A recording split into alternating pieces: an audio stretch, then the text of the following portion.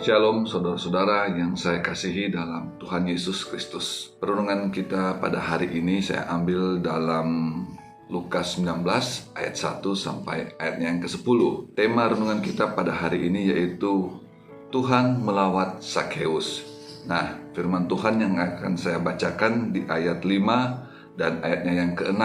Demikian firman Tuhan. Ketika Yesus sampai ke tempat itu, ia melihat ke atas dan berkata, "Zakheus, segeralah turun, sebab hari ini aku harus menumpang di rumahmu." Lalu Zakheus segera turun dan menerima Yesus dengan sukacita. Bapak, Ibu, saudara-saudara, apa yang menyebabkan Zakheus sangat bersukacita ketika Tuhan Yesus menegur dia?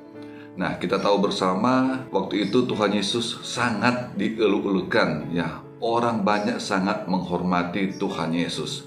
Sedangkan Zakheus adalah kebalikannya. Seseorang yang dianggap rendah oleh bangsanya sendiri, dianggap rendah dan disepelekan. Jadi ada kemungkinan Zakheus tidak memiliki teman. Bahkan juga mungkin saudara-saudaranya menjauh dari dia, sehingga dia hidup dalam kesendirian, hidup dalam kesepian, dan terasing. Nah, saat Yesus menegur dia, bisa dibayangkan betapa sangat dia bersukacita. Padahal dia hanya ingin melihat Yesus saja, tetapi malah Tuhan menegur dia dan ingin menumpang di rumahnya. Ya, bisa dibayangkan betapa dia sangat bersukacita. Seseorang yang dianggap rendah, tidak dianggap oleh saudara-saudaranya, sebangsanya, tapi dia memperoleh kasih karunia dan Tuhan Yesus mau menumpang di rumahnya. Nah, Bapak, Ibu, saudara-saudara, dari sinilah awal perubahan terjadi dalam kehidupan Zakheus. Dari seorang yang berdosa dan diselamatkan.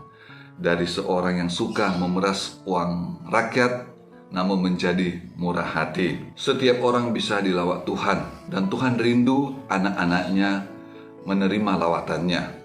Ada satu poin penting yang menjadi titik di mana Zakheus bisa mengalami lawatan Tuhan, yaitu di ayat 6 kita lihat, lalu Zakheus segera turun dan menerima Yesus dengan sukacita. Nah, apa yang dilakukan? Pertama, dia merendahkan diri di hadapan Tuhan walaupun dia sangat kaya. Dan yang kedua, dia tidak menunda-nunda waktunya untuk menerima Tuhan Yesus. Nah, Bapak, Ibu, saudara-saudara, kiranya firman Tuhan hari ini bisa menjadi berkat buat kita semua yang rindu sampai saat ini untuk menunggu lawatan Tuhan dalam kehidupan kita. Percaya Tuhan pasti akan melawat kita.